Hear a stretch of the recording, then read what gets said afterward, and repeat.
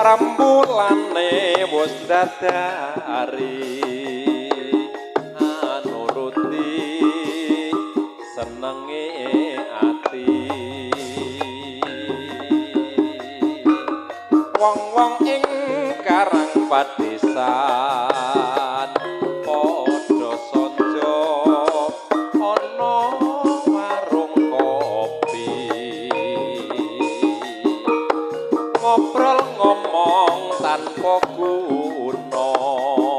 ora mikir sesuk ora blonjo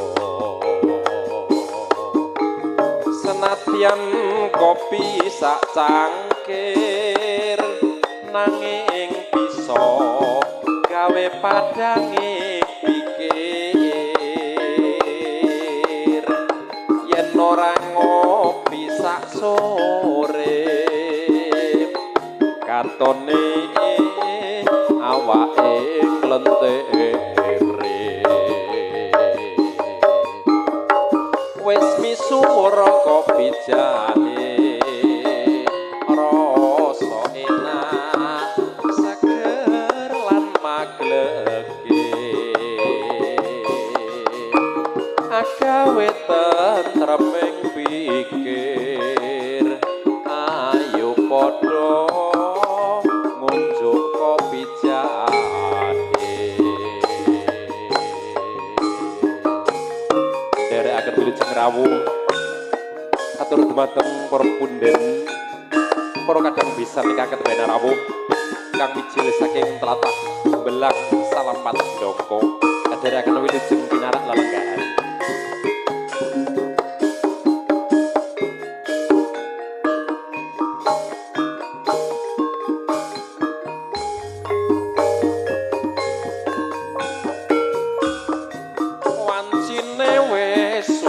surya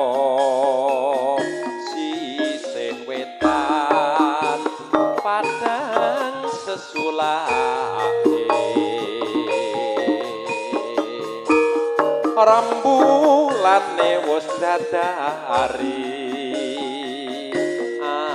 nuruti senenge ati wong-wong ing Karang Padesan padha sanja ana warung kopi ngobrol ngomong tanpa guna ora mikir sesuk ora blonjo senadyan kopi sak cangkir nanging bisa gawe padange pikir yen ora ngopi sak sore katone awake nglentere wis misuwur kopi jahe rasa enak seger lan maglege agawe tentreme pikir ayo padha ngunjuk kopi jahe senadyan kopi sak cangkir nanging bisa gawe padange pikir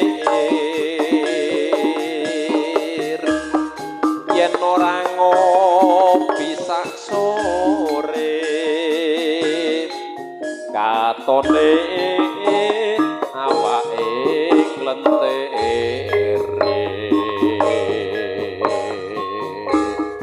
wis misuwur kopi jahe